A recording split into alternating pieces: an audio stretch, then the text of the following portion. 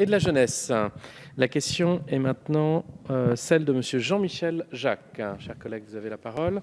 Elle s'adresse à Madame la ministre des Armées, si je ne m'abuse. Oui, merci Monsieur le Président. Donc ce sera Monsieur Blanquer qui me répondra pour Madame la Ministre. Bonjour Monsieur le Ministre. Dans son discours du 18 février dernier, Madame Florence Parly, ministre des Armées, a entre autres évoqué diverses menaces à laquelle la France faisait face. Elle a annoncé clairement la nouvelle doctrine offensive de l'État français face à la menace cyber. Je la cite. En cas d'attaque cyber contre nos forces, nous nous réservons le droit de riposter dans le respect du droit par les moyens et au moment de notre choix. Nos armées souhaitent notamment recruter 1000 cybercombattants. C'est un véritable défi pour y arriver. Il va falloir monter en compétences et recruter les meilleurs profils.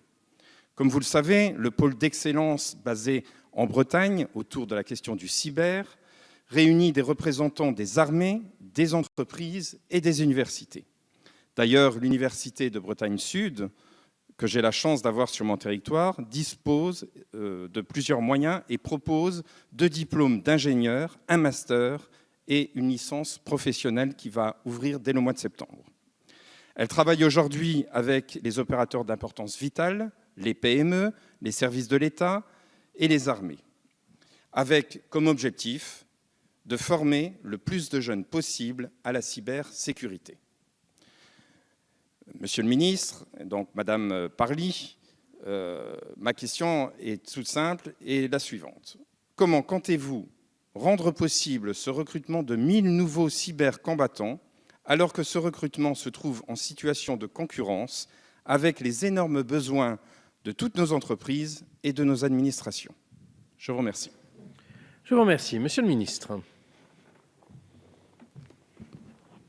Monsieur le Président, Mesdames et Messieurs les députés, Monsieur le député, l'objectif du ministère des Armées est bien de disposer de 1000 cybercombattants supplémentaires d'ici à 2025, comme vous l'avez rappelé, et ce pour répondre aux enjeux de la cyberdéfense. C'est un véritable défi, car en effet, la ressource humaine disponible en sortie des écoles et sur le marché du travail n'est pas suffisante pour répondre aux besoins croissants des secteurs publics et privés en la matière. Le ministère des Armées a donc entrepris de développer une politique de ressources humaines spécifique dans ce domaine pour disposer des effectifs compétents nécessaires. Cette politique se fonde sur l'optimisation de plusieurs leviers. Premièrement, le recrutement, deuxièmement, la fidélisation et troisièmement, la formation. S'agissant du recrutement, le ministère dispose de véritables atouts. Le service de la nation, les opérations, les hautes technologies, tout ceci attire. Ces points forts sont valorisés via des campagnes de communication avec une forte participation du ComCyber et en faisant évoluer les missions des réservistes opérationnels et citoyens, qui sont un rouage essentiel de notre rayonnement.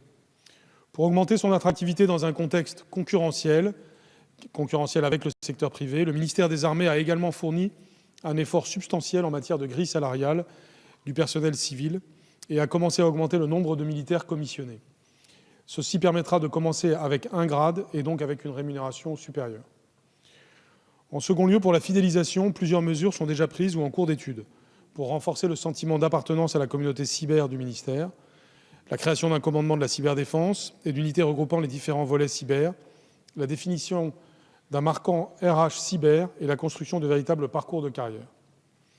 En troisième lieu, quant à la formation qui devient de plus en plus continue, de plus en plus modulaire, en alternance, en partenariat avec le monde académique, civil ou militaire ou industriel, individualisé, cette formation, donc, est un élément clé, car c'est elle qui permet de faire monter en compétence de chacun en fonction des besoins. Ce processus permettra de compenser la difficulté de recruter des experts cyber ab initio. Une formation en continu est également un moyen qui motive à rester dans un domaine très évolutif.